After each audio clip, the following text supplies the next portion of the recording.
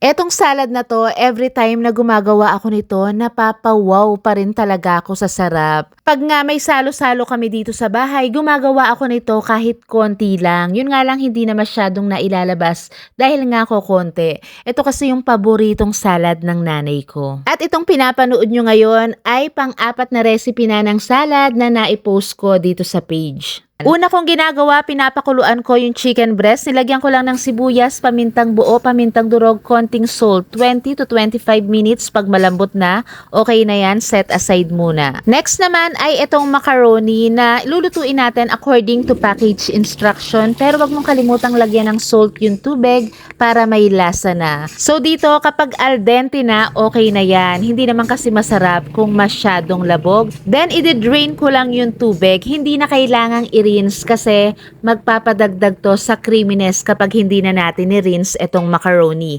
Set aside muna at palamigin at habang inaantay natin itong lumamig ay ito yung mga ingredients na kakailanganin natin. So yung list at measurements ng ingredients ay ilalagay po natin sa dulo ng ating video. So kapag malamig na itong chicken, i-shred lang natin yung saktong-sakto lang po. Kailangan medyo kasing sukat din ng macaroni. Etong chicken skin, hindi ko na to sasama. At kung paborito mo rin ang chicken macaroni salad, pakilagay naman sa comment section kung saang lugar ka nanonood ngayon para alam natin kung marami ba tayong may paborito nito, diba? Para naman dito sa ating mga veggies, itong carrot at bell pepper, finely chopped. Same din ang onion at yung onion kung natatapangan ka, pwede mong i-rinse ng isang beses.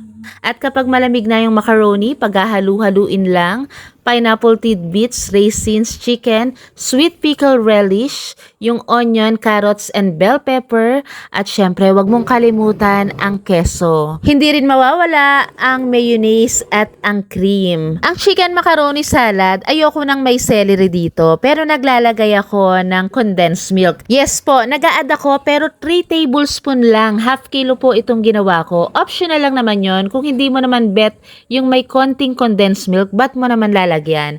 Iba-iba kasi tayo ng panlasa, tsaka iba-iba tayo ng nakagisna na pagluluto. Pero itry mo rin minsan kasi masarap naman talaga. At syempre, ito mas masarap tong kainin kapag malamig. Kaya ito, 5 oras ko munang pinalamig at tignan mo naman kung gaano ka-creamy. Itsura pa nga lang ay talaga namang tatakamin ka na. At ito, wag mong ilalagay sa freezer ha, kasi once na nagyelo to or tumigas, kapag dinepros mo, hindi na masarap, nagiging malabsak. Yun lang, shout out po sa inyong lahat. Salamat!